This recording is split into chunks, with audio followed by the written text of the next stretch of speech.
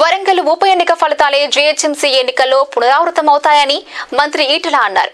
TRS కు పోటీ ఇచ్చే పరిస్థితుల్లో ప్రతిపక్ష పార్టీలు లేవన్నారు. అల్వాల్లోని తన నివాసంలో మీడియా సమావేశం నిర్వహించారు. ప్రజలు టీఆర్ఎస్ ప్రభుత్వానికి అండగా ఉన్నారని గుర్తు చేశారు. ఎస్సీ ఎస్టీ మైనార్టీలకు కళ్యాణ లక్ష్మి, షాదీ ముబారక్ పథకాలను ప్రవేశపెట్టిన ఘనత టీఆర్ఎస్ దే అన్నారు.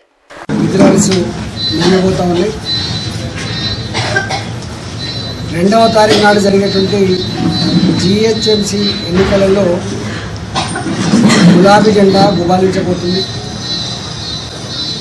వరంగల్ జిల్లాలో ఏ ఫలితమైతే యావత్ తెలంగాణ ప్రజానీకానికి అందించిందో అదే ఫలితాన్ని హైదరాబాద్ ప్రజానీకం కూడా అందించబోతున్నారు.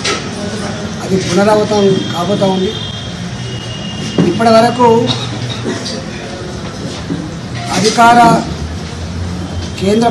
కేంద్రంలో అధికారంలో పార్టీ సభ్యులు కానీ, నేషనల్కి 1000 రూపాయల వృత్తి కానీ, 500 రూపాయలు ఉన్న పెన్షన్ హ్యాండిక్యాప్డ్ 1500 కానీ, 4 కిలోల బియ్యం ఉంటే 6 కిలోల బియ్యం కానీ, గవర్నమెంట్ హాస్టళ్లలో గవర్నమెంట్ స్కూళ్ళల్లో సన్న బియ్యం కానీ, అన్నిటికంటే మిక్కిలి దేశంలో ఎస్సీలకు ఎస్టీలకు మైనార్టీలకు ఆడపిల్లలు పెళ్లి చేసుకుంటే 51,000 రూపాయలు షాదీ ముబారక్ కళ్యాణ లక్ష్మి ఇచ్చే స్కీమ్, వచ్చే ఉగాది తర్వాత రేషన్ కార్డు, తెల్ల రేషన్ కార్డు ఉన్న ప్రతి కుటుంబంలో ఉన్న ఆడపిల్లకి 51,000 రూపాయలు ఇచ్చే స్కీమ్ కానీ, ఇవన్నీ కూడా ఇప్పటికే కళ్ళ ముందు కదలాడుతూ ఉన్నాయి.